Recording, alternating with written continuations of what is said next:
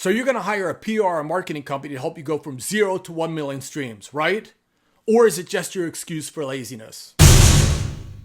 What's up, everybody? My name is Bobby Borg, former major label independent and DIY recording artist, the author of several music industry books, and also a professor at top universities. When students or clients ask me about hiring a PR company, I typically tell them that there's a lot that they have to do themselves first. But because a lot of people don't want to listen, I sat down with USC's Marshall School of Business, Ira Kalb, to discuss the when, the what, and the how of hiring a PR company.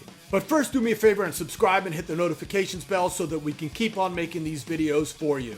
Now let's take a listen. So hey everybody, there's a lot of musicians and small businesses out there that are thinking about hiring marketing companies. But with so many different marketing companies online that all promise to get you more leads and get you more engagements and impressions, it's really difficult to decide whom you should go with. And this brings us to our topic of discussion today, and point number one, when to hire a marketing company. And before you answer, I just want to say that when you and I were talking, you reminded me of all of the DIY tools out there and all of the things that people can do on their own. So when would they want to hire a marketing company? You would hire a marketing company if you don't have the expertise to do a particular job, or your staff is overworked doing other things, in which case you'll need to hire somebody to help out. And those are probably the best times to hire. Right. So when maybe you feel you don't have the time to do it yourself, or maybe you feel that you are not confident in doing it yourself. But with all of the information out there and all the free and easier to use tools, do you think that a lot of times people are sort of jumping to the, just like, get someone else to do it? Oftentimes I think it might be a little bit because, they just want really quick results. They want to get famous really quickly and they just don't want to do the work, so. Yeah, that's a good point. I think you should always try to do it yourself first, because you'll understand the problems and you'll understand the issues. And then if you do hire somebody, you'll be able to explain it to them. And right. So that's a real good thing to do. And you never know, because I think a lot of people can do it themselves. Right. But that does make a lot of sense, because if you're hands-on a little bit, you're going to understand your business and you'll be able to sort of verbalize that to the people you hire. Right? Exactly. Okay. Excellent. To the people you hire, either from outside or people inside. that you hire inside your company. Right, sure. Yeah, okay, all cool. those things. Okay, good. Let's move on to point number two now, which is how to hire. So a lot of times when my students or clients come to me and they say, hey, we're thinking about hiring this company that's going to help us, promote our tweets or whatever the case might be. They ask me if it's a good idea. So I said, well, let's check out the company. So I go to the website and I see that it's a faceless company. There's no information about like the CEOs or the founders of the company, maybe the experience that they've had.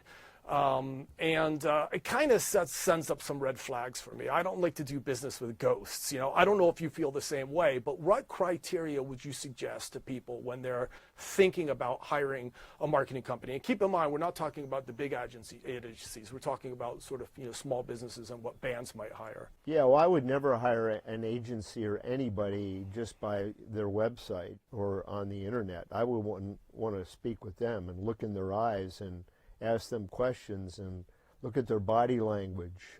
That's what we do, and because you can't see that on their website.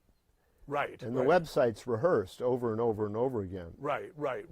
Yeah, it's it's amazing because a lot of companies don't even allow you to a number where you can call. It's just like swipe your credit card, give us the whatever $300 and we'll give you 500 new fans on YouTube or something of that nature. And there's no communication whatsoever with these companies. I personally would want to know who these people are, who their clients are, and maybe even be able to contact the clients and say, hey, did you like the company? I mean, oftentimes you see testimonials, but I want to speak directly to someone. That's just me. Would you agree? I mean, is that fair? Oh, absolutely. Yeah, I want to talk to the people that you've done work for before. Right. And I want to see if they've done similar things that I need to have done. Right. Yeah, definitely. Right, right. Okay, good. Let's go on to point number 3 now with the length of hire. Now, you know, a lot of young musicians, a lot of small businesses that are just starting, oftentimes do not have a lot of money to do advertising. I mean, some of the big corporations spend into the billions, but you know, a small company's not even going to be able to spend a couple grand. So, you know, with that said, is it realistic? Oftentimes people say, yeah, I want to hire a publicist, or I want to hire an advertising or marketing company. And I say, well, how much money do you have? And they go, oh, you know, like $500. And I'm thinking, you know, how long do you think you're going to get someone of credibility and expertise? You know, how long do you think you can get someone of that time? And they're like, oh, I don't know. And I go, not even a month in some cases. So is it realistic just to hire someone for 2 weeks? Or, I mean, someone like you might be able to accomplish a lot in a week for somebody, but just generally speaking, I'm not so sure that that's a... Well, the problem is, it sounds like in that situation, they don't have a goal, or they don't have a strategy. They don't have anything, and they're hoping that this company will bail them out. And that's fantasy land. Right. You have to have a goal. Right. What's your measurable goal? And usually measurable goal or increase in sales.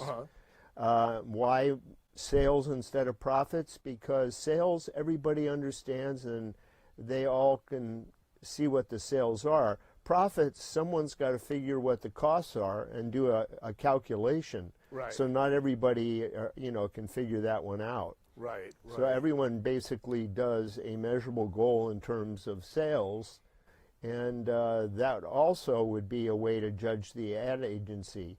Yeah. You would say, if you can take me from this point to that point, then we can talk further about continuing on.